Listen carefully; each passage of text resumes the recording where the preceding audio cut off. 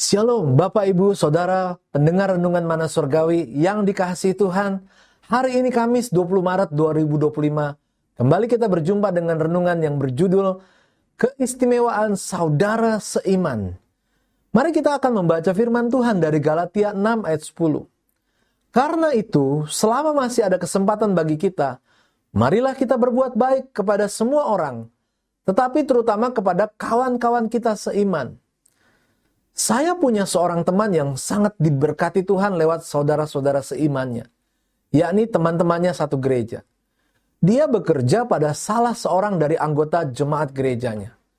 Bosnya sangat perhatian kepada teman ini dan keluarganya, serta telah dianggap seperti saudaranya sendiri. Selain mendapat gaji setiap bulannya, teman ini juga mendapat susu secara rutin untuk kedua anaknya. Bukan hanya itu, kebutuhan yang lain juga sangat diperhatikan. Dia sering mendapat makanan, pakaian, bingkisan, atau pemberian lainnya. Boleh dikatakan untuk kebutuhan materi dia tidak kekurangan. Bosnya selalu membantu, baik secara cuma-cuma maupun melalui pinjaman. Belakangan, bosnya membelikan teman ini sebuah rumah. Bukan berbentuk pinjaman, tetapi pemberian secara cuma-cuma. Rumah tersebut masih dicicil, di mana DP dan cicilan tiap bulan ditanggung oleh si bos tanpa potong gaji. Meskipun rumah tersebut tidak tergolong besar dan berada di pinggiran kota, tetapi bagi keluarga muda dengan penghasilan tidak tergolong besar, rumah itu tetap menjadi sesuatu yang luar biasa.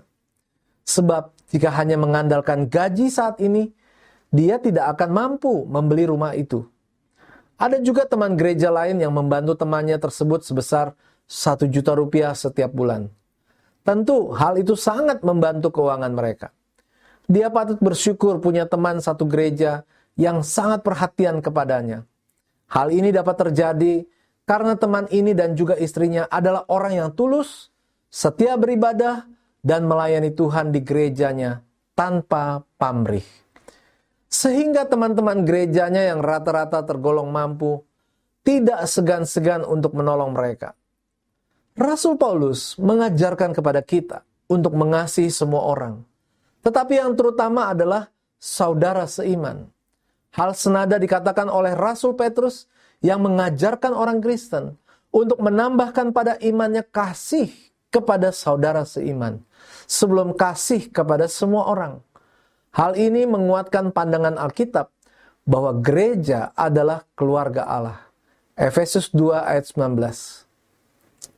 Sebagaimana layaknya sebuah keluarga yang saling mengasihi, lebih daripada orang lain di luar keluarga tersebut, demikian pula lah seharusnya dengan gereja.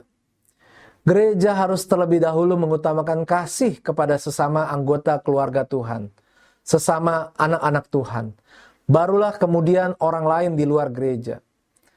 Pada zaman perjanjian baru, istilah saudara seiman atau saudara-saudara bisa diartikan sebagai saudara segereja. Sebab pada masa itu gereja masih minoritas. Satu gereja dalam satu kota. Sehingga masih relevan jika sekarang ini saudara seiman diartikan sebagai saudara dalam satu gereja. Jadi jika kita hendak membantu orang lain, bantulah pertama-tama kepada saudara seiman kita, yaitu saudara satu gereja kita yang setiap minggu atau beberapa kali dalam seminggu bersama-sama dengan kita sebagai satu keluarga di rumah Tuhan. Kata-kata bijak, gereja bukan sekedar komunitas, tetapi keluarga rohani yang seharusnya saling peduli satu dengan yang lain. Saya mengajak kita akan berdoa bersama-sama. Bapa, ajar aku untuk lebih peduli kepada saudara-saudara serumah rohani dibandingkan dengan orang lain. Dalam nama Tuhan Yesus, kami berdoa dan mengucap syukur. Amin.